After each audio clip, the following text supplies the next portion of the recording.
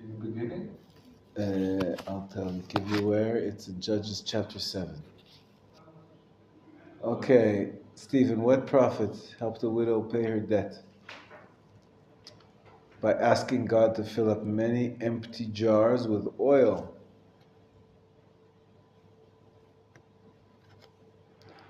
Samuel? No. Nope. I know. Okay, you gotta look it up. It's a good story. Yes. It's the book of 2 Kings, chapter 4. Okay, this Eitan. What did God tell Noah? Noah was his sign, never flooding the whole earth again. A rainbow. You got it. Okay, Stephen, maybe you know this one. This woman, loved her mother-in-law so much that she left her country and went with her to another land. Roof. Oh, very good.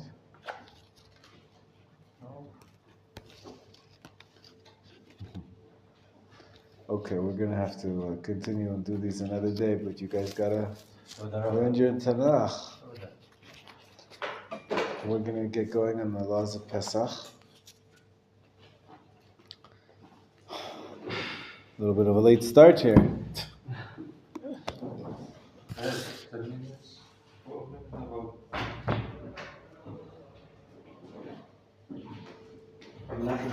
בוקר טוב. לטקס מסע קומטה של בן. איזה יופי, אשריך. לא היה ב-11 וחצי ועד 12. אבל מיכה ילמד במקומי שם, במקום זה. הרב מיכה ילמד היום. מצוין. במקומי... מצוין, בהצלחה. מזל טוב. He said that he's going to his son's ceremony. His son is in the army, and when they finish their basic training, they get their beret. So they invite all the parents, and they... I thought it was yesterday. Because he left early yesterday. Don't know. I don't know why. But where they do the ceremony, like there is always a standard place to do it. There are a few places. One is the Kotel. Maybe you've seen that before.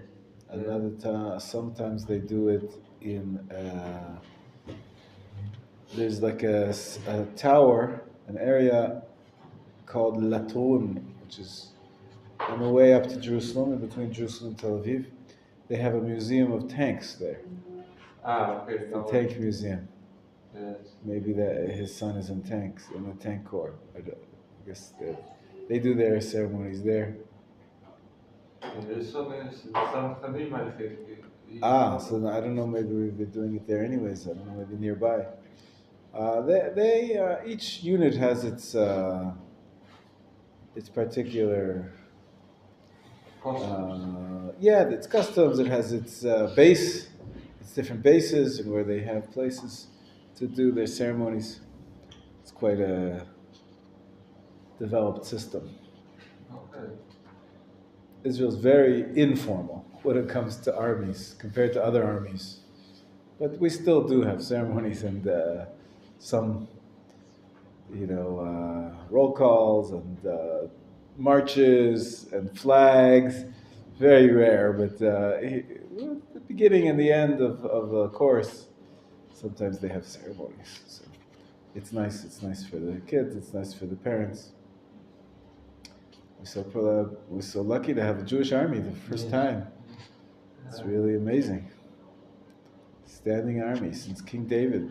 I was yesterday at a Brit Milah of my nephew, had a baby, and they named him Itai.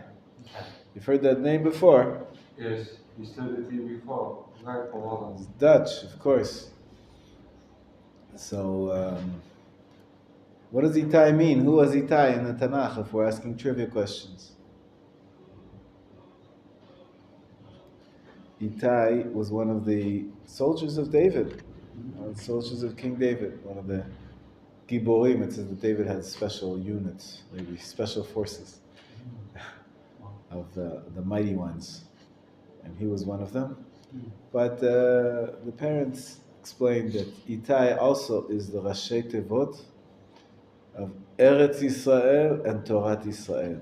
Aleph Eretz, Yud Yisrael, Taf Torat, Yud Yisrael. Eretz Yisrael, Torat Yisrael. So they want their son to be an expert in the mitzvah of holding on to the land of Israel, settling the land of Israel, and keeping the Torah of Israel. It's just a beautiful wish for your child. And it's a popular name in Israel, I think, Itai. It's popular in recent years. Itai Moshe. Moshe was her grandmother. Her grandfather, excuse me. The mother's grandfather. He was the president of the RCA, actually, Rabbi Moshe Gorelick.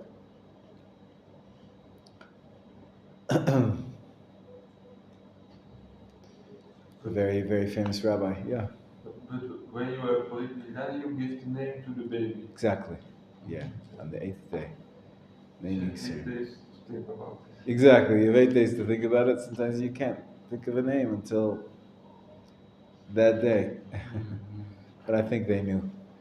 They actually had to ask permission because really we're Ashkenazi Jews. We come from Poland. And I think their family is also Ashkenazi Jews. Ashkenazim don't name after somebody unless they're dead. Sephardim have a different custom. For example, in some Sephardi families, the firstborn son, every family is named after the father, like the grandfather. A child names after his father, even though he's still alive. You find lots of, like what do we have in America was famous. We had George Bush the first, George Bush the second, right? They name the same name as yourself. They did that also in my family. Really? My Holland name is Willem, Willem? and I think I have 6 cousins with the same name. Yeah. One, they say, okay, now it's too much. We call him William. And I have my Saba, my grandfather, his name is also Willem. And I have an uncle who was And this is all when your Saba was alive. Yes. Yeah. Still alive. Still alive. Amazing. Great. Yeah. Right, so this is the Sephardi custom. But we're Ashkenazi now. It happens to be that this grandfather that they wanted to name after, the mother's grandfather, passed away a year ago. Exactly a year ago. So they wanted to commemorate him. The only problem is his name is Moshe.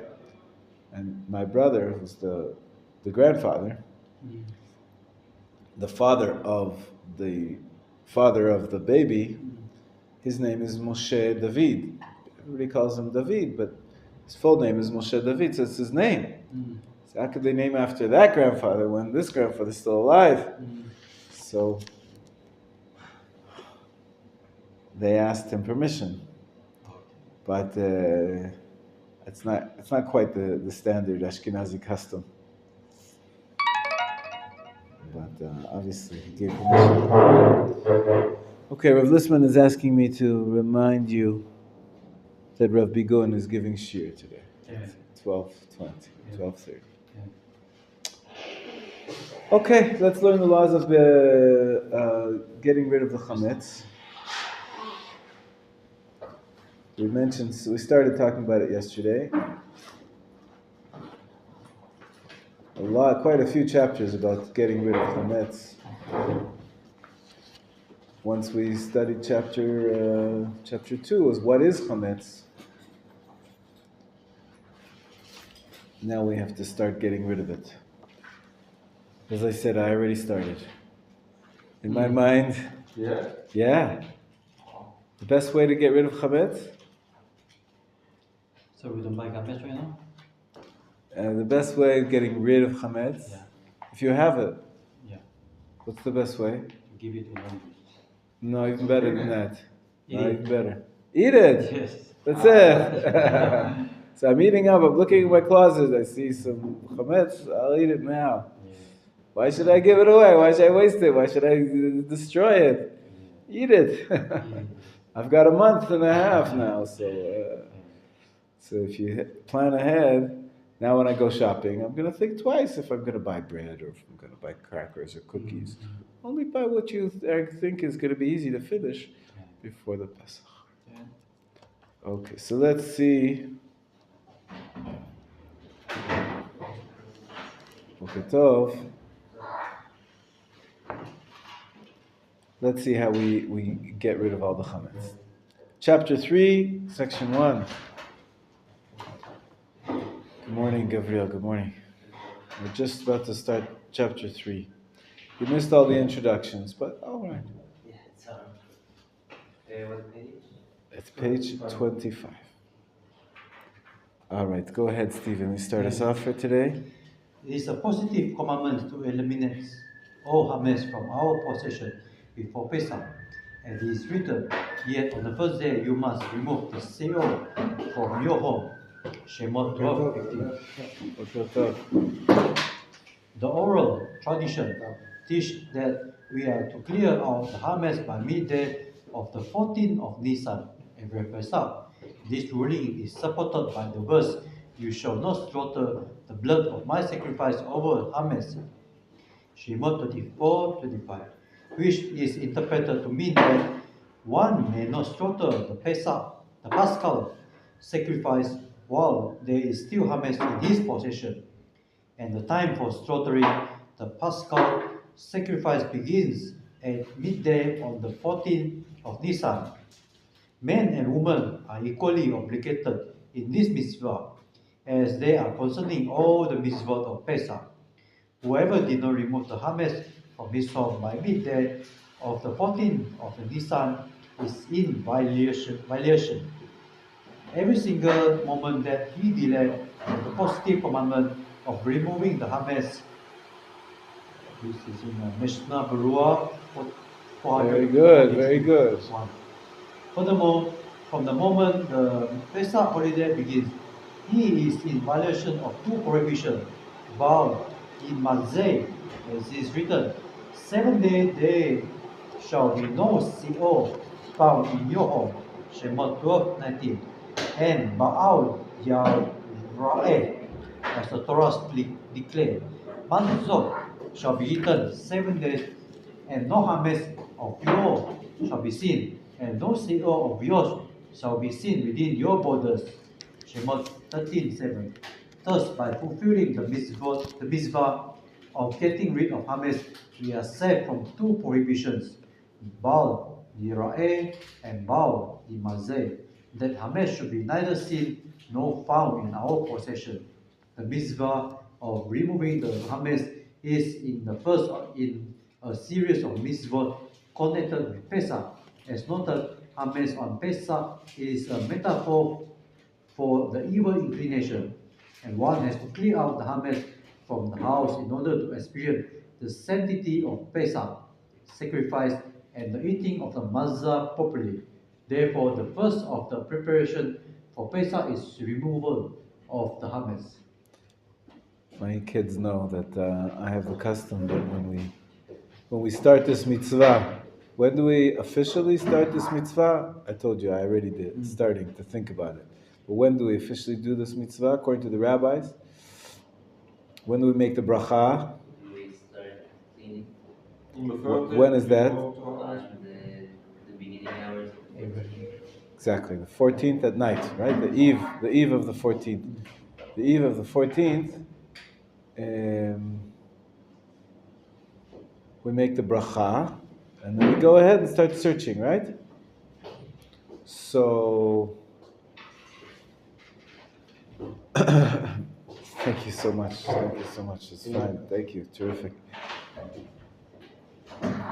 Before we start the bdikat chametz, usually only one person, the head of the household, says the bracha on behalf of everybody. I'm the owner of the house, so my kids, I want to teach them. They also have to participate, my wife. So we all stand together and we recite the bracha. But beforehand, I always make an introduction. Remember, we're searching for any bread, crackers, breadcrumbs, sometimes a candy bar, whatever you find. But we also have to search our hearts to remove the hamids from our hearts. Hamids represents haughtiness, yetzer hara, bad midot, bad character traits, anger. Like getting ready.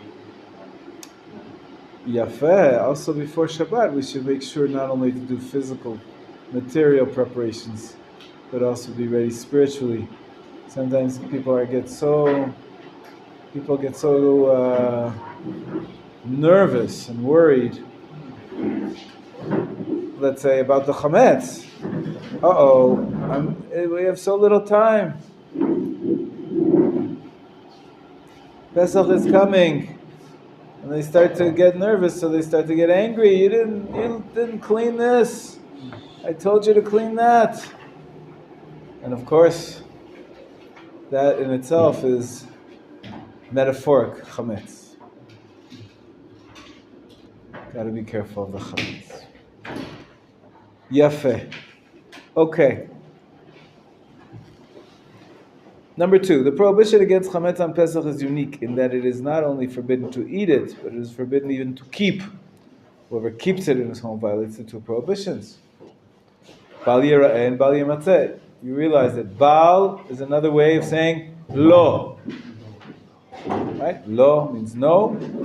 So bal also means no. 26. Torah's language, no chametz 26. of yours shall be seen, and no seor of yours shall be seen with all your borders, shows that there's no prohibition against the Jew having a Gentile's chametz or ownerless chametz in his domain. It says of yours. You're not allowed to see chametz that belongs to you, specifically implying that chametz of Gentiles and chametz that is ownerless is permissible. By the way, don't think, some people get really scared. They go out on a walk in the park and they're playing ball. It's Pesach, 7 days of Pesach. And they see someone on the other side of the park taking out bread. Oy vavoy, I saw it. There's nothing wrong with seeing it. Potato. You're right. Probably it's not really bread anyways. It's very hard to get chametz in this country on Pesach. It's illegal to sell it publicly. But some people do. You can bake it in your house if you don't care, if you're not observant. Most people are, but let's say many times you see an Arab. Arab doesn't have to keep the mitzvot. He can bake bread, he can bring it and eat it. So he comes to the park, and you're sitting there with your matzah, and next to you sits down an Arab and his family, and they're having their pitot. Some people are very scared. It says, do not see the chametz. Chametz should not be seen. Make no mistake. Your chametz that is yours shall not be seen in your possession. If you see someone else's chametz, you're not violating anything. Of course, we would like the entire country to be observing the Torah, and maybe they should be more sensitive to the law of the land. But technically, there's no halachic problem in seeing chametz as long as it doesn't belong to you, as long as you don't see it in your property.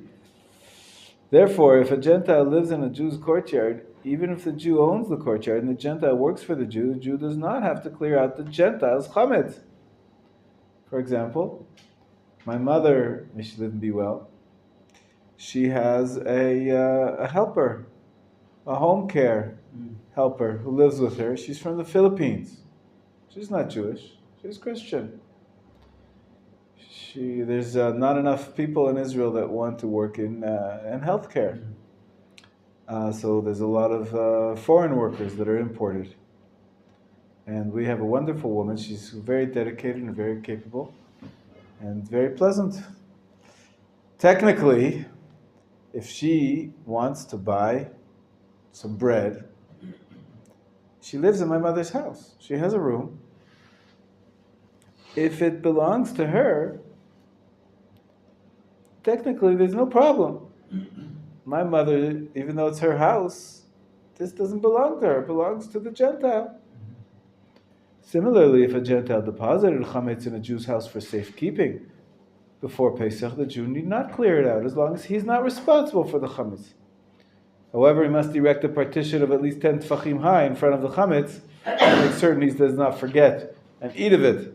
Alternatively, he may lock it up and hide the key, or close it in a cabinet and tape the doors shut, so that if someone opens them, he will be reminded of the prohibition against chametz. You don't want to accidentally be, okay, I'm storing the Gentiles' chametz, but maybe you'll forget on Pesach. You open up the closet, you'll say, oh, I'm hungry for some bread. Actually, it looks kind of tasty, and you'll forget that it's Pesach. So we want to avoid problems. But technically, if it doesn't belong to you, you can have it in your house. Similarly, a Jew may let a Gentile enter his home on Pesach, carrying his chametz with him. I just heard on the radio today they're voting in the Knesset. One of the stupid laws by a religious party, unfortunately. I mentioned earlier that you're not allowed to sell chametz in Israel. It's not really enforced, but pretty much it makes sure that, it's a national holiday of the Jewish people. Chametz is forbidden. But, as I said, it's very hard to enforce such a prohibition. And one of the places where Jews and Gentiles mix, I mentioned the parks before. What's another place where many times the Jews and Gentiles mix? That's one park. That's a park. But other than that, cinema, yes, possibly. Where else? Huh? Workplace. In the Workplace, mall. mall. Baruch Hashem, you guys are so healthy. Baruch atah Adonai. Eloheinu melech haolam she'akol niyeh bidvoro. Amen. Hospital. Bars. Yeah, the hospitals are filled with Jews and Arabs. We all get sick. We all need healing. And a lot of the doctors are Arabs as well, as Jewish doctors. And so in the hospital, you really is one of the places where people mix, even though they live in different communities. Everybody, when they get sick, they need care. And of course, most of the hospitals are government run, but even ones that are private, many of the patients in Israel, of course, are Jewish. So they have to have food. A hospital, other than giving medicine, they have to give food. So there's a big dining room, and they deliver food to the patients, and of course there's a cafeteria for the people visiting the patients. So there's a lot of food, and every hospital has a lot of food. And the standard is, of course, that for Pesach, all the food is kosher to Pesach. Just makes sense. That's the Jew would not be able to eat otherwise. So all the hospitals are kosher to Pesach. But if a Gentile wants to bring his own pita from home and give it to his father, his mother, whoever it is, his loved one who's sick in the hospital, can't really stop them. According to what we're learning here, you don't have to stop them. Halachically, there's no violation. It's just an emotional sensibility that for us, chametz is so taboo that you don't want to even see it. It's so strange. So today, they're voting on a law and they made it a part of the coalition agreement. We're only going to enter the coalition with you and make a government if you agree to pass this law. The law is that hospitals, you're not allowed to bring any chametz into the hospitals. Not only the kitchen, but even individuals, people coming in to visit, not allowed to bring in any chametz. I think it's a shame. It just gets people angry. What are you really going to check everybody's bag to make sure they don't bring in chametz? Most people don't do it anyways. And if they do, there's no prohibition. They're being insensitive. Can you really make being insensitive illegal? Is that smart to make it illegal? I think it turns people away from religion when we try to use coercion. In any case, some things we have to use coercion to, that marriage and divorce should be halachically kosher. It makes a big difference to everybody in the country. But this little thing, like entering just make waves. I think it's not wise. In any case, there is one issue though that perhaps you do have to be careful about in the hospital, for example. And that is, let's say you're visiting your loved one and you have your matzah. Or you can go to the cafeteria, you buy matzah. If you don't keep gebrocht, you could have matzah and butter. It's delicious. And salt. But the law is still very difficult to enforce. If, for example, I prepare some porridge with all kinds Of course, they don't know what it is. It's hard to tell. If I bring bread and I say it's a potato bread and you don't have a laboratory to test. Of course. That's why it's a silly law to make. You can't test it. They want to forbid it. Yes. They want to forbid it. Are you going to look at my pocket? Well, we know that there are in Israeli hospitals, unfortunately, because of terror, there is a guard at the entrance to every hospital. So they're thinking, oh, we'll tell the guard do you have any guns? Do you have any weapons? Walk through the metal detector. Maybe they're coming up with a new machine, a hamids detector. I understand it's a new app on the phone. Yeah, the iPhone has an app. You just take a picture of it, you scan it, the barcode, and it comes up. Is this hamids? Is it wheat flour or potato flour? You get arrested. That's right. I don't know. I don't know how they're going to enforce it, or if they will. They already, I think, are realizing that it's a stupid idea, and they've said we're going to leave it up to each hospital director to decide how to implement it. Which means that nobody will implement it anyways. It'll just be on the rule books and just make people angry for no good reason. In any case, one thing you do have to be careful about is the following sentence on page 27. It is forbidden, though, for a Jew to eat with the Gentile at the same table, lest the Jew forget and eat of the Gentile's hamids. If you're having a meal together, you're not aware of it. So of course, hamids is so taboo. We've mentioned how important it is that it represents the Jewish faith and all of our beliefs about God and theology and Judaism and providence and our trust in Hashem. But beyond that, it's also very easy to forget. Pork, nobody's ever going to forget.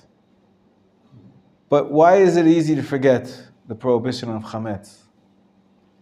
It's only 1 week. It's only 1 week. The rest of the year, we're allowed to eat it. 358 days, 359 days of the year. 358, right? 7 days out of 365. Ah, right. 365. You're allowed to have chametz the rest of the year, so of course you're going to forget. You don't realize if you have on the table a pita, you're going to forget. So therefore, there's a rabbinic proof. But hamids is everywhere. Also, exactly. And there's also crumbs. There's a concern that a crumb of chametz may get mixed into the Jew's food. However, if the Gentile eats on the table first, the Jew may clean the table thoroughly and then eat matzah there, like I told you yesterday.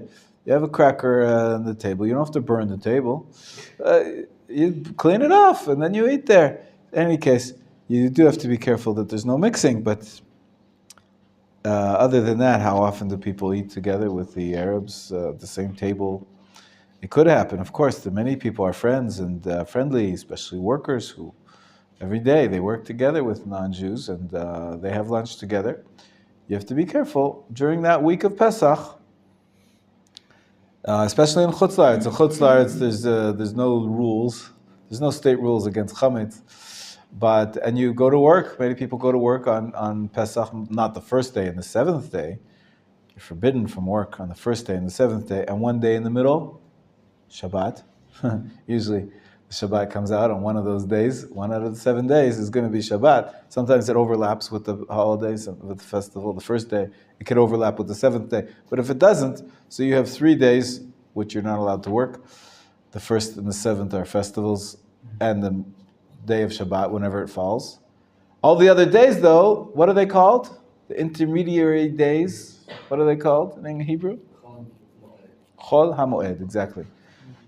Which Chol means mundane, and Moed means festival. So which is it?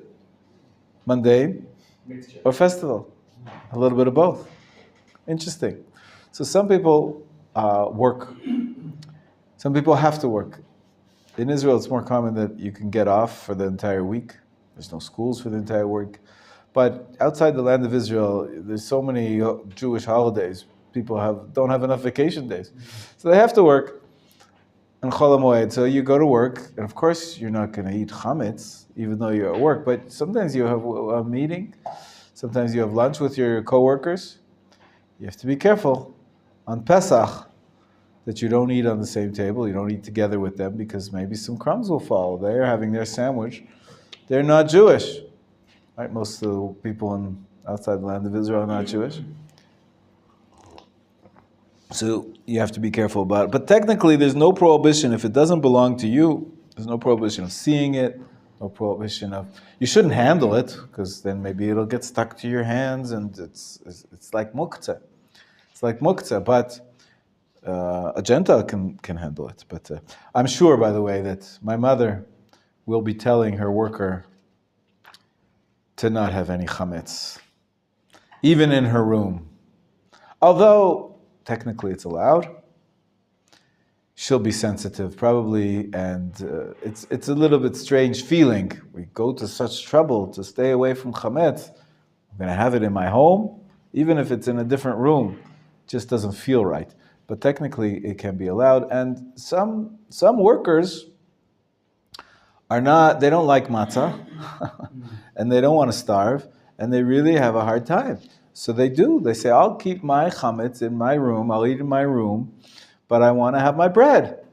And technically, it's okay, halachically, according to what we just learned, okay? Let's see something else. Number 3. Binyamin, will you read for us, please, on the bottom, page 27? Number 3. Your glasses. Glasses is important. Which pair? Oh, there's 2 different pairs. Good. Okay. Hamids that has been guaranteed by a Jew under the status of the stocks. We have learned that one violates the prohibition of all the year and bo say only by possessing hamids that it is the property of the Jew. As it is written, no remeds, no real shall be seen. Yet, at the first glance, there is a difficulty here, for it is written, there shall no sale be found in your home, implying that it is forbidden to have hamids in Jew homes under any circumstances. The say is displaying that indeed, if the hamids belongs to a Gentile and the Jew has no undertaking the responsibility of its safekeeping and the guarantee it is returned, then it is not forbidden to have it in the Jewish domain. And it is written, and no hamids of yours shall be seen. If, however, the Jew accept the responsibility for the item, it is considered like his own, and the prohibition applies. This is what the Torah intended when commanding, please shall not be no seers found in yours home. Oh, thank you. So, you just learned a page of Talmud, right? Did you notice? The Talmud notices that there's a contradiction or a seeming contradiction in the verses. On the one hand, it says, no chametz of yours shall be seen. On the other hand, it sounds like no sore shall be found at all in your homes. No sore at all. So is it at all, or does it have to be yours? So the Talmud reaches the conclusion that, like we said up till now, if it doesn't belong to you, there's no problem. But when is it a problem? If you accept responsibility for it. If you have, even if it doesn't belong to you, but you have responsibility for it, like you're guarding it and you would have to pay for it. If something happened to it, so then it's a problem. So the question is, what happens if we skip to the next page? What if you bought stock in a company that's a bread company that owns chametz? Do you have authority? It depends. There's different kinds of stocks, right? There's a managing share, and then there's just a regular share, where you don't have any say in what happens in the company. And we know that nowadays, what's the company called? It's a limited liability corporation, right? If limited liability, you don't have liability, so you're not responsible for it. So you can own those stocks and not be violating any prohibition. Although there's different kinds of shares, maybe you own a managing share. We're going to see that because of this issue, some people, even if they don't have any chametz, they use a method that you might have heard of before. I think I mentioned it as well.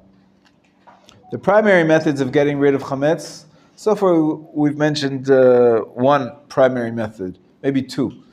What are the methods of getting rid of chametz? Eating. Before you were here, we talked about that. You can eat the chametz. So the second thing we mentioned yesterday was destroying it. We burn it an hour before the midday on the 14th. And a third way that Aaron is suggesting is you can sell it to a non-Jew. So sometimes, even if I don't have bread in my home, maybe I own some stocks. And maybe I have a managing share in some stocks. Everybody has a pension fund. The fund is invested in companies. Companies own chametz. So, as I said, if you don't have responsibility, it's no prohibition. But just in case, many people suggest that everybody should also sell their chametz. Whatever chametz you have, you sell it. We'll talk about it later. It's another mechanism for making sure you don't have any chametz in your possession. You sell any chametz that you might have, and then it covers everything that you own, whether you know about it, whether you don't know about it, whether you have stocks. Everything's covered by the sale. There's one more method that we haven't mentioned yet. So far we have three methods, right? Eating, burning, and selling, right? There's another way, and that is nullifying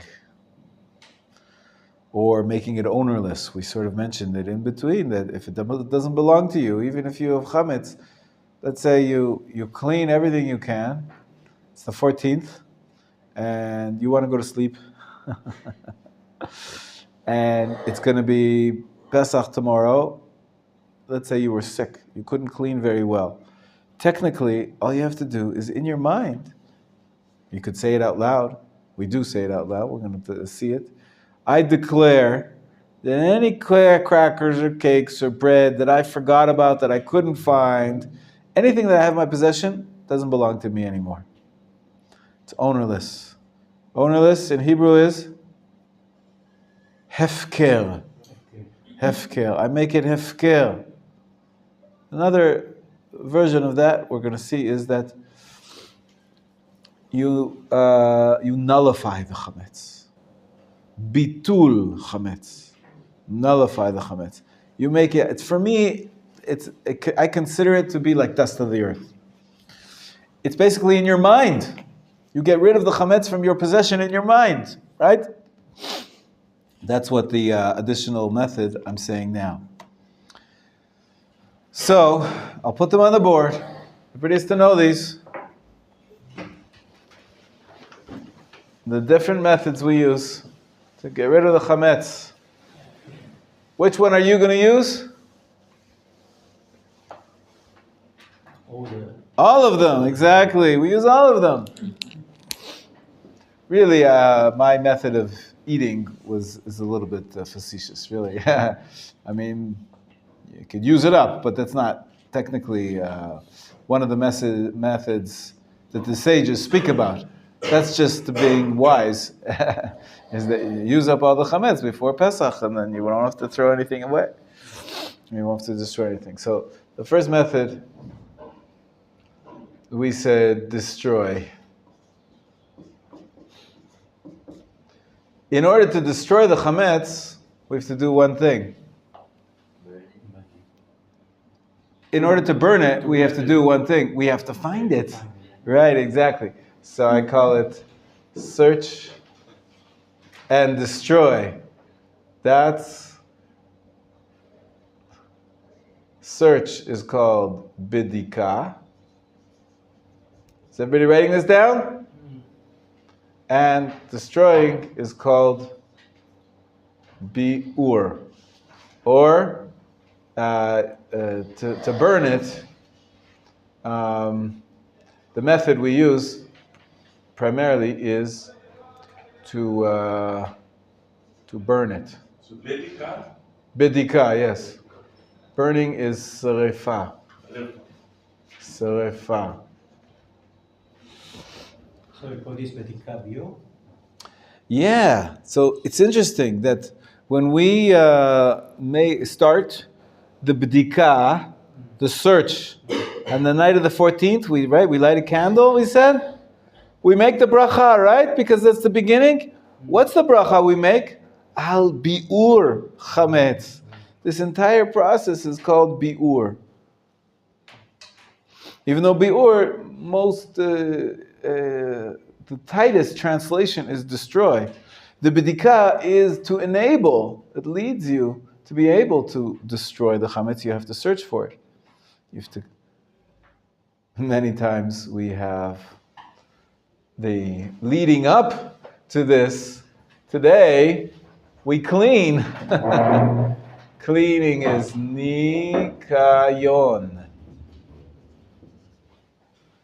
To be clean. Lenakot for Pesach. Lenakot is to clean for Pesach. And the other one below, to burn. to burn it. Serefa, burning. Serefa. Serefa. So we have three. No, So far, this is all one. This is all one. One method. The method is search and destroy. The general term for it is called bi'ur. But it includes also bdika, usually nikayon first, and then at the end, serefa, which is the actual burning. A lot of Hebrew words for one method. But basically, it's all, that's the primary method. Lenakot is to clean. To clean. It's the infinitive. Lenakot. You may be offered a job before Pesach. Would you come over and help me? Lenakot lePesach. I'll pay more money than during the year because it's a lot of work. And it's hard to find a worker. If during the year I pay you 40 shekels an hour, this time of year, 50 shekels an hour. Maybe even more.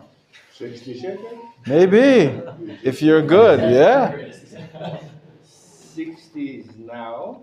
And why do you think we have... 70 for extra. Nice, okay. 70. Yeah, you're saying my prices are too low. Okay. you have off 2 weeks before yeshiva, before Pesach. Yeshiva has no classes.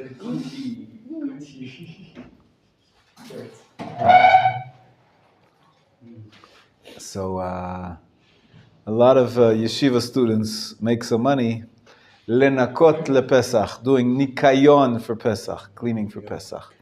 That's the beginning, so that it's easier on the night of the 14th when you start bidikat chametz. Bidikat chametz.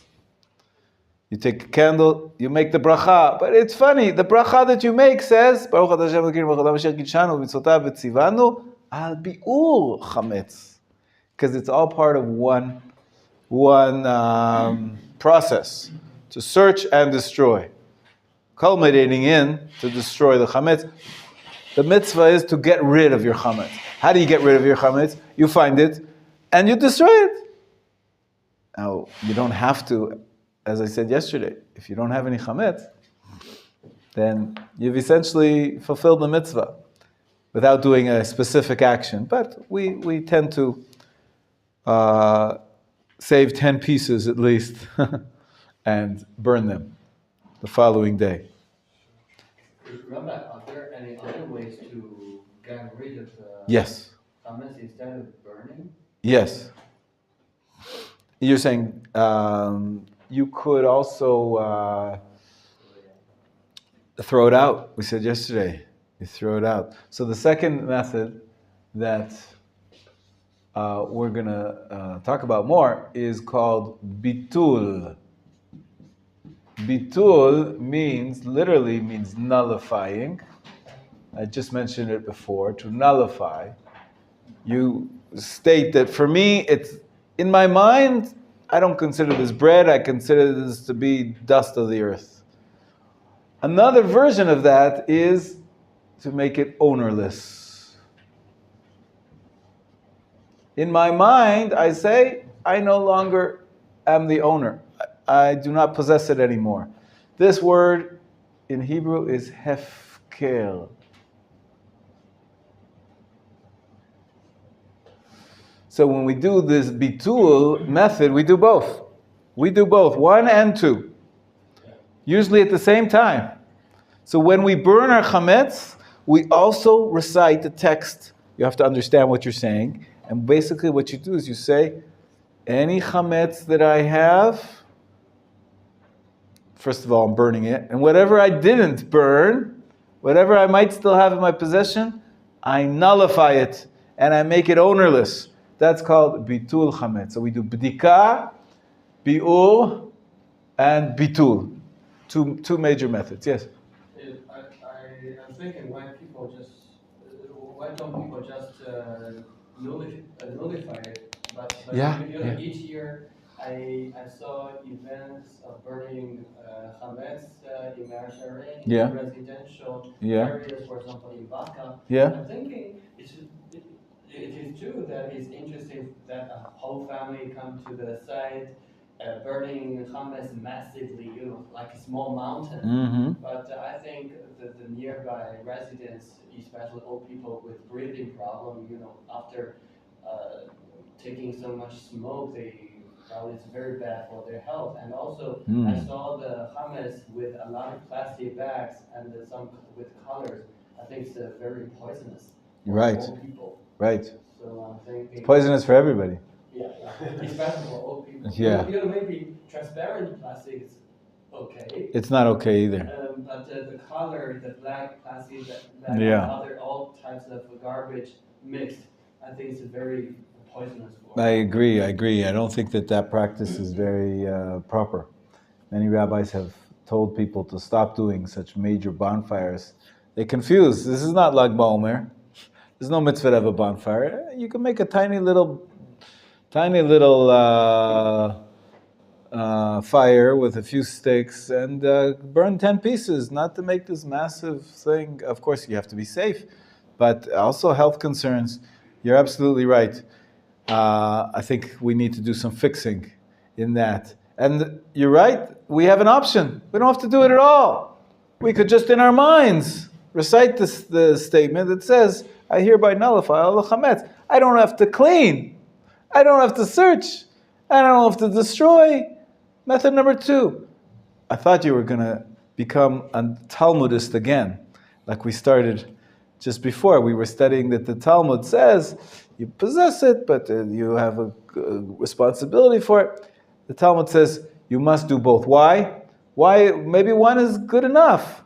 Why did the sages institute both method number 1 and method number 2? Both bidikah and bitul. What do you think? To be machmir. Yeah, be machmir, but why? Why? You need a reason to be machmir. What's the logic? Because this is the Torah prohibition. Okay, you're right. If it's a Torah prohibition, we want to be very careful. But specifically, think practically. Why do you have to go through the trouble? Lenakot lePesach. Bdikat chametz. The next day, biur chametz. Just do bitul. Once it's not yours, it's not, you don't violate the prohibition of bal yira'eh and bal yimatzeh. The 2 prohibitions, it shouldn't be found in your possession, it shouldn't be seen in your possession. It's not mine. I nullified it. For me, it's like dust of the earth, or it's ownerless. Well, that should be enough. You want to do the mitzvah for full 100%? That sounds like what Stephen was saying. We want to do the mitzvah. Good. One other reason, yeah. You want to destroy the hamids, which represents evil. Good. Very good. Sometimes the Talmudists are very, very deep and spiritual people for sure. And they're very meticulous about the laws of the Torah. But sometimes you need to have your feet on the ground. There's a very simple reason. Let's say you don't search. You just do bitul. The next day, you have Pesach Seder, no problem. You're eating your matzah. Ah, what a good Jew. Comes Chol HaMoed. You're getting hungry. And you sitting on the couch. You didn't do any cleaning. And you notice, oh, look at that. Inside the cushion, there's a little candy bar. It must have fallen out of my pocket. So, it looks delicious. I'm so hungry. And you might eat it. You might eat chametz. If you don't get rid of the chametz out of your house. Like we said, we're so used to eating chametz all year round. It's not so easy to forget. So you might actually come to eat chametz. So just relying on the nullification alone is not good enough. Or you can touch it. Not even Well, it's not such a problem to touch it. You might pick it up and make it come into your possession again. Even though you nullified it, maybe you'll change your mind and say, well, actually, this looks delicious. I'm going to pick this roll up, and that means you're acquiring it again, and it's mine. So there's nullification. You said it's ownerless, but you said that, but you don't really mean it when you find a delicious roll on Pesach. Maybe small children don't care. They don't know. Also, they might come to eat it, right? So then, if we're already becoming Talmudists, now what's the question? So number 2 is not enough. You have to do number 1. You have to search and destroy. So what's the question now? How you nullify it then? Well, we know, you find, you clean, you look, you find. What's the question The then? question is, what do we need number 2? If we're using method number 1, we said method 2 by itself is not good enough. We're doing method 1 more. We searched the house, high and low. We hired people for 60 shekels, 70 shekels an hour. We've 100 shekels an hour. We've made sure there's not a speck of chametz anywhere in my possession. Why do we need to do number 2? We fulfilled the mitzvah through the search and destroy. It's my idea, not my idea, maybe from someone else also. But I think because when you define it, you make a comment when you speak it. It's important to speak it. Okay. The Torah never says you have to speak it. It says you have to get rid of it. Okay. You've gotten rid of it. So why did the sages say you must do both? Number 1 and number 2. To be sure. Yes. Okay. Maybe we accidentally left it somewhere. We didn't clean or forget to clean. That's right. Maybe it's, you think, I'm such a good cleaner, I got every corner. I forgot there's a knapsack or a suitcase that I used a year ago, and it's in the storage area, and there was a cracker in there. And I didn't nullify it, it still belongs to me. So you don't want to be violating, owning, it's not allowed to be in your possession, owning chametz on Pesach. And so to cover yourself, just in case you don't do number one well enough, even if you do, everybody's human, we do number two, so we do both, 1 and 2. We state that it's nullified and it's ownerless, and we also search out to make sure that our houses are clean. B'dika and bitul. Okay? B'dika and bitul. We do both. B'dika and bitul. Both of these two methods are the way we do bi'ur. Essentially, to nullify it is a way of destroying it. The point is, we're trying to make sure we don't have any chametz, get rid of the chametz. That's the mitzvah. We do it in 2 major ways. Now, what we did say is that there is a third method. We just mentioned it now. In case you have possession,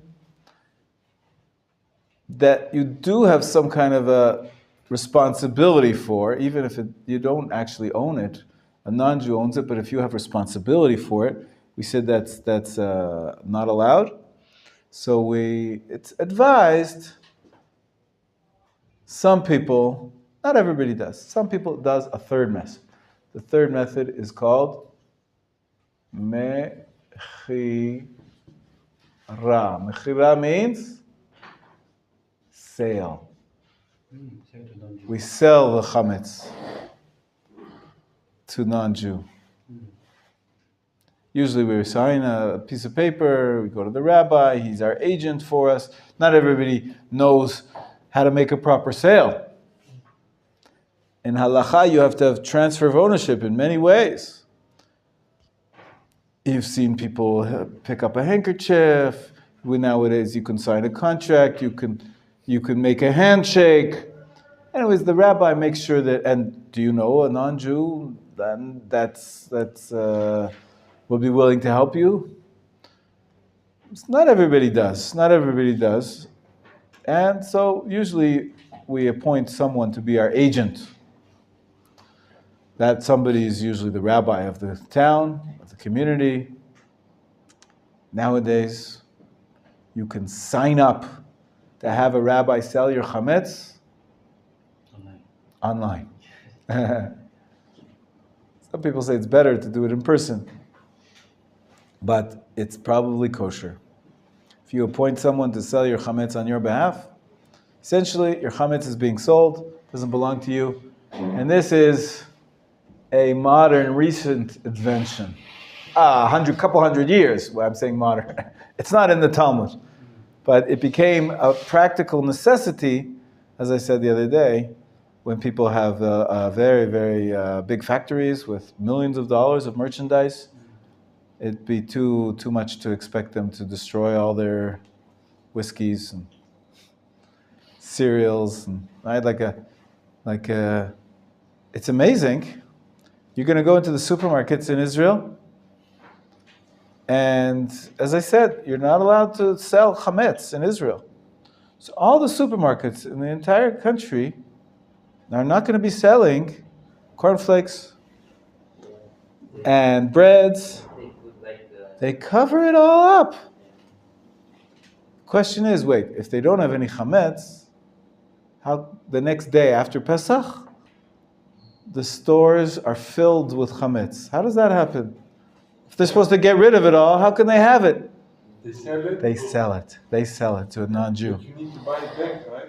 Right. After Pesach, the rabbi buys it back. Sometimes they make it automatic. But the point is that, of course, you still have to have a mechitza, a partition, even if you have chametz. Like Rami Levi, big supermarket in Israel, Sufrsal. They have millions of dollars of crackers and cakes and cereals, and it's all chametz gamur. Beer. It's all chametz. if they had to destroy it, they wouldn't really be able to survive in the modern world. People want to be able to have the day after Chametz to go into the store and buy all the products that they didn't have for 7 days. Fresh bread you could make quickly. As soon as Pesach is over, you take some flour. The bakeries work non-stop after Pesach to make fresh bread. But all the other products, they're on the shelves. They've been sold to a non-Jew. They're not allowed to sell it on Pesach. And after Pesach, they buy it back, and then they're able to continue to market their wares. So it's very useful. It's a technique which was developed in modern times, meaning compared to the Talmud, a couple of hundred years. And it really was instituted for major losses, like big companies. Today, even individuals, homeowners, I try to not have to sell my hamids. I get rid of whatever hamids I have. I have whiskey now. Purim's coming. I'll get rid of it. I'll drink it all. And if I don't drink it all, I'll pour it down the drain. 100 shekel loss, 200 shekel loss. That's the cost of keeping the mitzvot. The Torah says, get rid of all your chametz, pour it down the drain. Don't have to burn it. We can also just throw it in the garbage. As long as that doesn't belong to me anymore. So I try to get rid of all the chametz that I have. However, maybe I have some ownership or some responsibility of some company that has chametz and I don't know about it. Or maybe there are some products that are doubtful if they're chametz or not. I don't think you have to destroy them, but it's best to sell them. I don't need them for those 7 days, like some medicinal products, or you mentioned some shampoos. Some people are careful about that. These types of things which are in a bit of creams, some people are careful about. So we'll talk about those in detail. But it's always good, I think, for every Jew to, in addition to doing method 1 and 2, which is an obligation, the sages obligated us to fulfill the Torah's commandment in these 2 ways. In addition, it's a good idea. Most people do sell their chametz, whatever's left, whatever. Some people actually leave chametz. They say, I'm not so rich. For me, 100 shekels, 200 shekels is a lot of money. Baruch Hashem, for me, it's worth it. And I try to finish it off.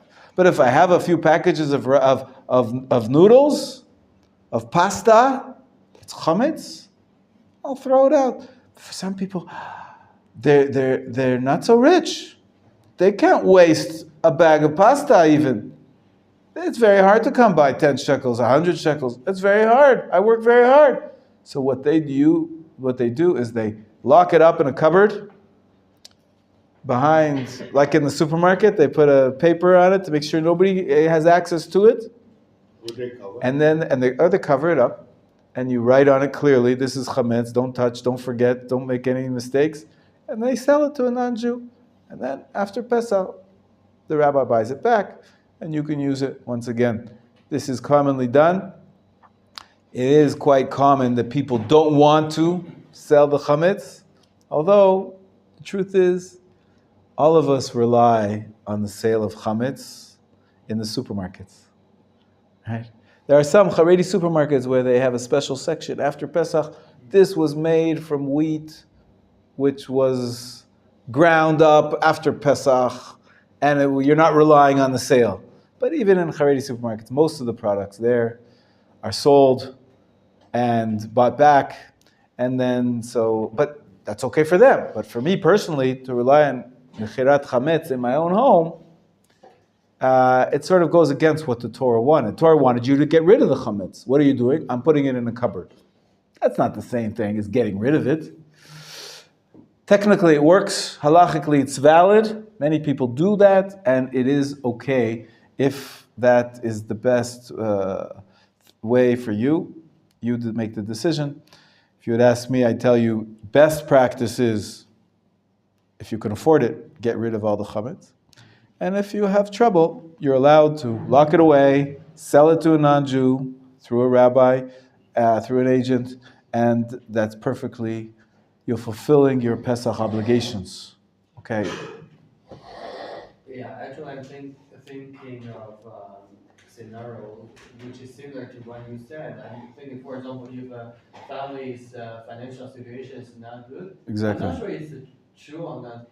Just imagine if just 2-3 days before Pesach, the supermarkets start to give huge discount to products with hamids, and then the family might be interested. Wow, it's cheap. Now is the best time to Right, sure. to buy. And Yeah. then keep them in the closet and Sell it to a non-Jew, yeah. Sell them to non-Jews. Yes, it's discouraged, legitimate. or It's totally legitimate. If you need to do that for financial purposes, it's fine. You know what a lot of people do? There's organizations now, it's a beautiful thing. They know that before Pesach, a lot of families throw away their hamids. Even closed packages of pasta, of cereals, they stocked up. Many people have a lot of food in their houses. And before Pesach, they're going to throw it away. And so these organizations say, wait, don't throw it away, give it to us.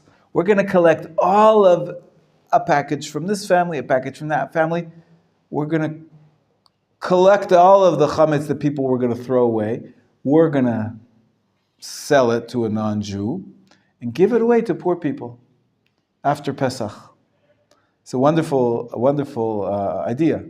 Because for one family, they sell one, they throw away one package. It's nothing, but if you gather them all up, it can be worth hundreds and thousands of shekels.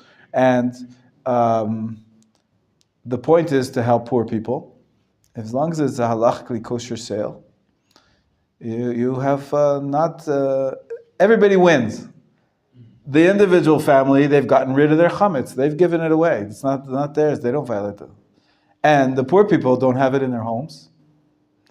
It's this organization that is holding it somewhere in some storage facility, and they sell it to a non-Jew, so they're not really violating either. And after Pesach, you've given tzedakah. Everybody's done a beautiful mitzvah of helping poor people. So it's a wonderful idea. Personally, I like my method is the best. Method 0. I eat it. I finish up all my chametz before Pesach. I know that I'm not going to be able to have any bread or cake for 7 days. So I try to finish. And I like whiskey anyways. And beer. And I already try not to buy too much now before, because I know I only have a month left, a month and a half. So. Sorry, you mentioned something. Please. Beer without alcohol is kosher? It's kosher. The question is it chametz? If it's made with barley, it's chametz. Even with the alcohol is not what makes it chametz. What makes it chametz is the barley. Yeah. Barley and water is chametz. So it's hops also. Hops is that's yeast. Yeah. So they add also yeast. That's also a problem. There's chametz. Beer is chametz. Yeah. Most beer is chametz, even if it's without alcohol. They make beer nowadays from cider, from apples. They make beer from all sorts of fruits. That doesn't have to be chametz. You have to check on the bottle what they make it with. But most beer is kosher without any supervision. If you add tastes to it, like flavors, and who knows what they're adding, you have to have supervision. But if it's regular beer, they have this standard taste of barley. It doesn't need a hechsher. Except for the issue of chadash, we mentioned about the fresh wheat until after Pesach. But yeah, please, questions. Yeah. Regarding this Megira sale, Yeah.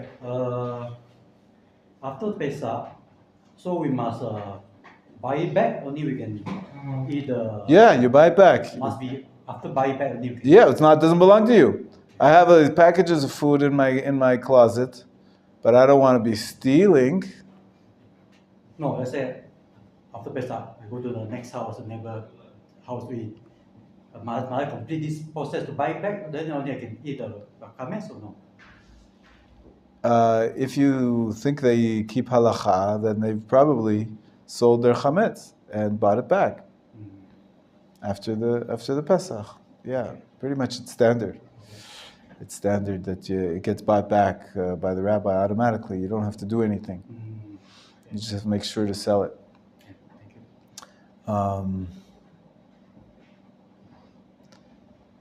There's another halacha that we haven't talked about yet. But in this context, I might as well mention it. When is chametz forbidden? That's right. Even 14th in the afternoon. For how long? 7 days. 7 days. Now, and then it's permitted again, right? So the 22nd of Nisan, it's not Pesach anymore. 7 days, right? 15, 16, 17, 18, 19, 20, and 21. 21 is the last day of Pesach. On the 22nd of Pesach, you can eat chametz. What if the chametz belonged to a Jew, not to a non-Jew? After Pesach. Now I'm talking about after Pesach. It belonged to a Jew during Pesach. There's a Jew who didn't keep the laws of Pesach. He didn't get rid of the chametz. Let's say you go to the supermarket and it doesn't have, usually they have on the door a sign, we sold our chametz. Really? Every restaurant will have a letter. This store selling the kiosk here, it'll have a sign that says, yes, certificate, we sold whatever chametz we had, because maybe they had 100 pitot in the freezer, they didn't want to throw it in the garbage. So they sold it to a non-Jew, so the certificate says they sold it. But let's say you go to a friend, he doesn't have a certificate on his door that he sold his chametz. Maybe he doesn't even know what Pesach means. Do you know there's some Jews that don't know what Pesach is? They don't know how to get rid of their chametz. They never came to Machon Meir and learned that there's 2 methods, and even a 3rd method. They don't know anything about it. There's some ignorant Jews. They owned chametz for the entire Pesach. And now they come over to you and they say, I have a gift for you. I have these great cookies. They're delicious. I want to give you some. Can you eat those cookies? No. I don't know, because you don't know about this. And So biblically, there's no problem. According to the Torah, chametz after Pesach, it's the 22nd of Nisan, 23rd, 24th of Nisan. It's not Pesach anymore. You can eat chametz. The fact that a Jew violated the prohibition with this bread, it's not good, but it doesn't make the chametz prohibited. However, rabbinically, the rabbi said, not allowed. what? It's called chametz she'avar alav Pesach. The Pesach passed over it, meaning a Jew owned it. On Pesach, he violated the laws, and so somehow a stigma gets associated with this bread. And so, rabbinically, it's prohibited. However, the law is when you have a doubt about a biblical law, you have to be machmir, younger. Yes, but when it's about a rabbinic prohibition, you can be lenient. So if you have a doubt, you don't know, your friend comes over and says, I want to give you some cookies, they're so delicious. And you think, did he sell his chametz or did he not sell his chametz? I don't know, it's doubtful. And I don't want to offend him, so there's room to be lenient. Because it's only rabbinically prohibited to eat that chametz. Now it's not Pesach anymore. Biblically it's fine. It's only a rabbinic prohibition. If it's a doubt, then you can be lenient. If you know for sure that he didn't sell his chametz. It's rabbinically prohibited. You're not allowed to. You understand? So this is chametz she'avar alav Pesach. That the Pesach passed over this chametz. It was in the possession of a Jew. It's really prohibited rabbinically. That's why all these stores and restaurants have a sign that say, we sold our chametz. Don't think that maybe we kept our chametz and we didn't, so you're not allowed to eat it now, rabbinically. So this gives you them the supervision, the certificate that you can eat the chametz at their store. Only because they sold it to a non-Jew over a Pesach, yeah. See, in my mind, you told her that you eat something very good. Blah, blah, blah. Are you hungry? I remember. Yes. Is butter. And what else? Butter? Butter is not chametz. No, you put in the... Matzah and butter, yeah, and salt. Salt. Salt. Matzah and butter, salt. In my Yes. mind... You try. Okay. I can give recipes later. I can give you other recipes as well. You want to kill me.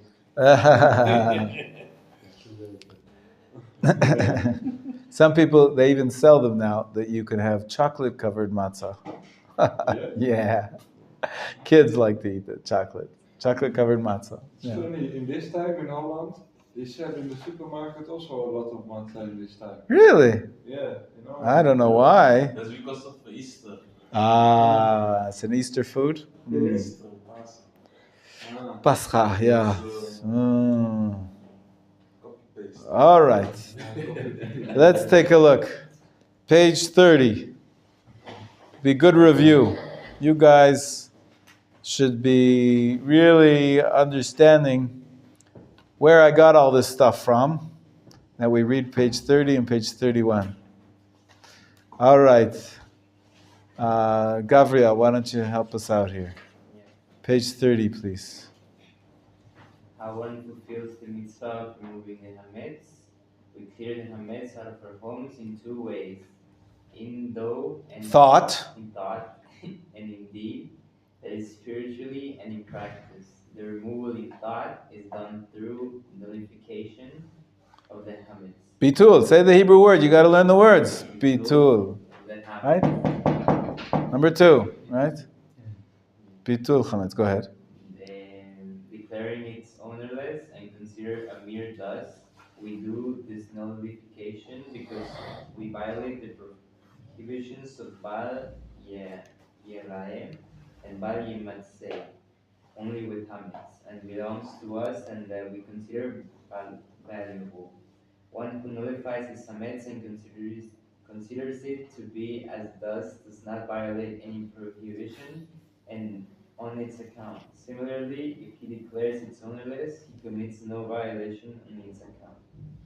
In addition to bitul, we also get rid of hamids. In fact, the evening of the 14th, we search the entire house for hamids, and on the day of the 14th, we eliminate it from our houses. Although each method independently is sufficient to fulfill the requirements of Torah law, the sages require that we remove the hamids using both methods to be on the safe side. Thus, we annul the hamids verbally and clear out of the house physically. On the one hand, the sages did not want to rely on the nullification alone, lest some Jews not annul the hamids wholeheartedly and subsequently keep in their homes to eat after Pesach. Since they had not annulled the hamid, no. Try again. They would violate the prohibition of Bal Yerae and Bal Yimatzeh by keeping it at home. Moreover, they were concerned least if hamids remain in the house, people might eat it by mistake. Therefore, they also require removing it from the house physically. Similarly, sages did not want to rely on the search alone, lest some Jews not succeed in finding it all the hamids in their homes, but they find it on Pesach. In that event, there is a chance that they might wait briefly before burning it because they would feel badly for a moment about losing their hamids, and in that moment they will violate the prohibitions of Baal Yael and Baal Yimatzei. By notifying the hamids before Pesach, however, they would not violate the prohibitions, even if they hesitated a little before burning the hamids. Good. Sounds good? Understood? Yes. Perfect. Yeah, question. Yes, sure. If you already notify all the hamids in your possession, like for example, after Pesach you find some cookies and one bottle of expensive whiskey or something, then how do you deal with that? If you nullified it, it wasn't yours. It's not prohibited. It's kosher. It's good, so you can. You can eat it. You can eat it. Yes, yes, yes. Okay, very good. I think we covered this chapter very well. Let's move on to chapter 4. The time for Bdikat Chametz. Before we do that, we'll just make sure that we all know what day is today. Rosh Chodesh Bet. Rosh Chodesh Adar. The second day of Rosh Chodesh Adar. Who needs one of these? Who needs one of these? Have you seen, by the way, the almond trees blossoming? Yes. It's amazing. This is the time, this is the season of the almond trees. You guys remember the order of the months off by heart, Gabriel? You haven't learned the song yet. We have a little song. Eitan, let's do it. Yisrael, you ready? Nisan, Iyar, Sivan, Tammuz, Av, Elul, Tishrei, Cheshvan, Kislev, Tevet, Shvat, Adar. What month are we in? Adar. Today's the first of Adar. What holidays are there in Adar? What day? It says it. The 14th and the 15th. The 14th and the 15th. 2 days. I celebrate on the 14th. You celebrate on the 15th. Strange. 2 different days for one festival. Okay, what's the next month? Nisan. Goes back to the first one. What happens on the Rosh Chodesh Nisan? What on the Rosh Chodesh Nisan? The first day, no. What happens on Rosh Chodesh Nisan? You mean in the history time? No. Now. New month, the festival. Well, it's a new month. We say Hallel, of course. And we have no classes. We have vacation. It starts on Rosh Chodesh Nisan. This is the last month of the semester. And then on the 14th, what festival do we have? 14th? Pesach. I thought Pesach was on the 15th to the 21st. No. This page uses the biblical terms very well. The holiday of the 7-day holiday is actually called the holiday of Matzot, Chag HaMatzot. Because the 14th, the day before that, is the day we bring the sacrifice called the Korban Pesach. So maybe the day we bring the Korban Pesach, really, more precisely, is called Chag Pesach. The other 7 days, 15th to 21, is Chag HaMatzot. But also it was commanded to slaughter it on the 14th. And eat it at night in the 15th. That's right. Eat it. It's Skiach, right? Say like in the, I don't know in English, but in Dutch it say between when the sun and moon go under. So already. No, we actually slaughter it on the 14th in the afternoon. It says Ben Arbaim in the afternoon. And then at night we eat it. We eat it at night on the 15th. That's the Seder night, right? Good. But the Seder stuff on the 15th, right? Also. The night of the 15th, exactly. You know, we're going to talk about the Seder a lot. We're going to talk about the night of the Seder. It's a little bit strange because we have a Seder without the main actor. Again, without the lamb. The main food is supposed to be the lamb. We don't have the lamb. It's a bad sandwich when you have empty middle. The whole is 1 month vacation? Yeah. Yeah. Oh. Yeah. Yeah. I don't like to call it a vacation because, of course, you should be studying Torah all the time. Yeah. But making a few bucks. What did you say? Getting ready for Pesach, and then on Pesach you're celebrating the festival. So it's not like you're going to the beach for a month. No. But although you can go to the beach, it's a nice thing. I have nothing. As you can see, the festival of Nisan comes in the season of Aviv. Aviv. Aviv is the springtime. Springtime is a beautiful time to go out in the fields. What would you see in the fields? Flowers. Primarily, the crop that comes ripe in the season of the spring is the barley crop. The barley crop. Barley. The one who's forbidden. It's forbidden until which day? The 21. It's on your page. Do you not have a page? No, forbidden till the... It says it on your page, almost explicitly, on the 16th. The 16th is the offering of the first fruits. Is actually imprecise. It should be offering of the Omer sacrifice. It's imprecise. It should say it's the offering of the Omer, a sacrifice. It's made out of barley, the Omer sacrifice. And then we start counting the Omer for 49 days until the 6th of Sivan. It's called Pentecost. Penta is 50. 50. It's the 50th day after 7 weeks. It's called the Festival of the Weeks. And that's when the wheat is already ripe and we bring a sacrifice of wheat. But this is a mistake. I have to find a better chart. There's just too many mistakes in this chart. First fruits, really, we only bring from Shavuot, not from the 16th of Nisan. It's the offering of the first barley. That's what's offered on the 16th.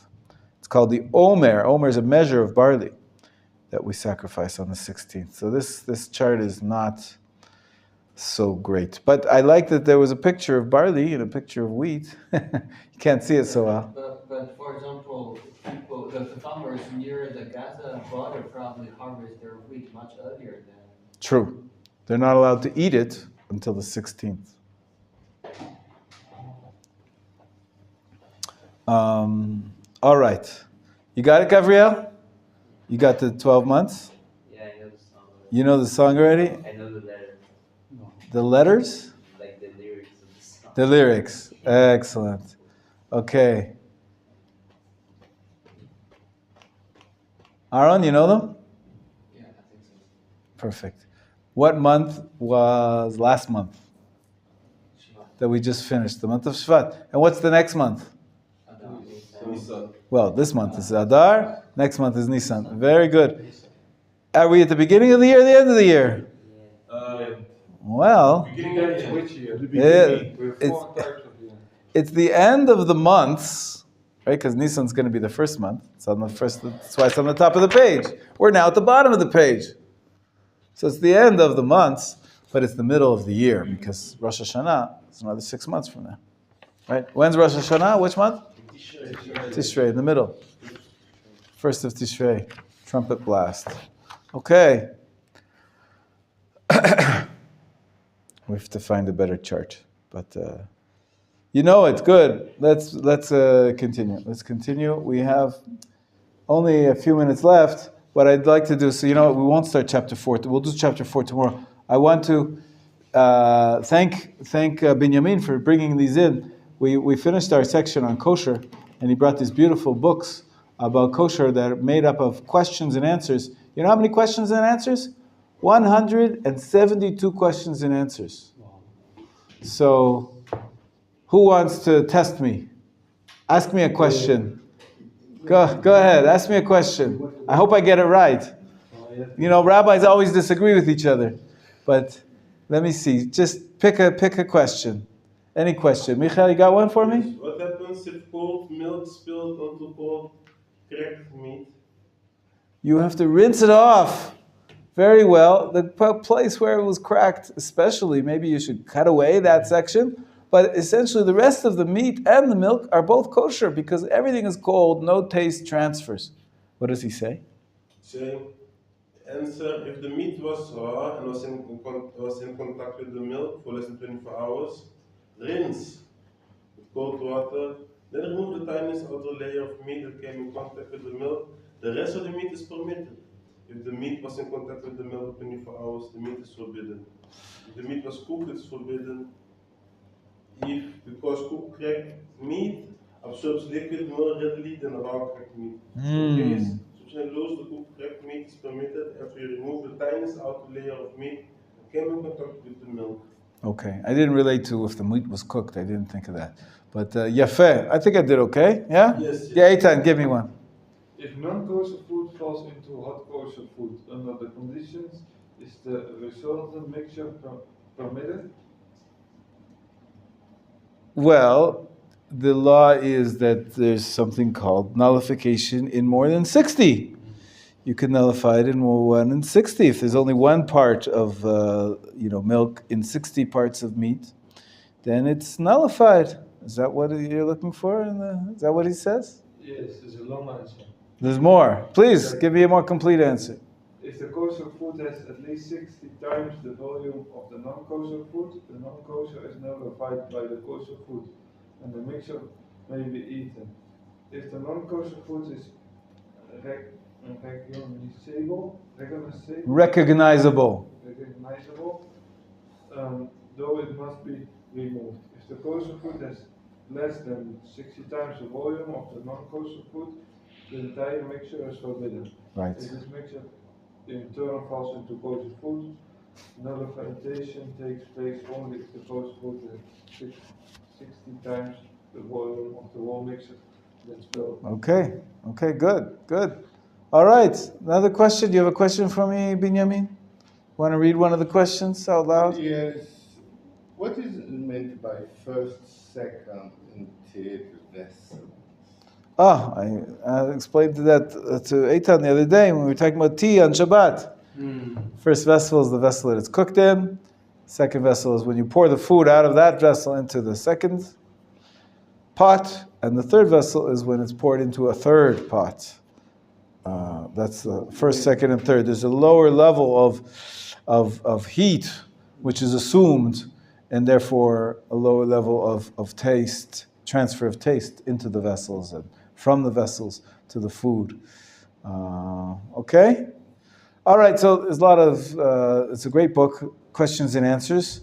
I think we learn the laws of kashrut in a more structured way, not just questions and answers. But it's a very useful book and it's good review. So I suggest that you get your copy. What's the question? Can China be kosher? What they mean is dishes. Dishes made out of ceramic china. Not the country China. The country China, hopefully nobody's eating. And the dishes, hopefully nobody's eating either. But the problem is that we're going to cover all those laws of the dishes when it comes to Pesach. We said that's why we're spending time on the laws of Pesach now, because we're going to talk about the transfer of taste into the dishes and how to make the dishes kosher in the coming weeks. So that's, we'll discuss china.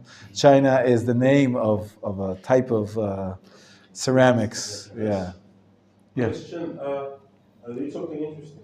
Is it also true that grape juice also is forbidden from non-Jews? What does he say? Does he say like, is there anything wrong with eating in a vegetarian restaurant on the rabbinical supervision? And then he said some various problems, and he said like number 6, grape juice, which is sometimes poured over fruit salad, is forbidden unless it has Orthodox rabbinical supervision. Because wine vinegar must also have supervision.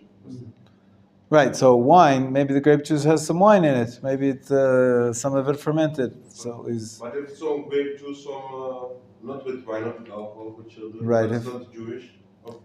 I think that there's room to be lenient, but I don't know that there's a standard about it. I think that if it's not wine, there's no reason to prohibit it.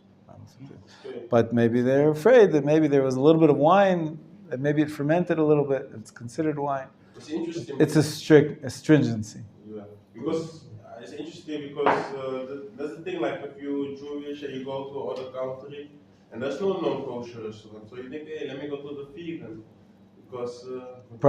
Big problem. But we discussed it a number of times. Yeah. Why is onion considered meaty actually? We'll talk about it. B'ezrat Hashem. Okay, we'll talk about the transfer of tastes into the dishes very soon when we get there. Okay? Thank you, Benjamin, for bringing them in. Whoever wants to purchase them, I think he can be your agent. And How much? 20. wow, it's a bargain, but What? Chodesh Tov. You could stop. Quick question. Yeah.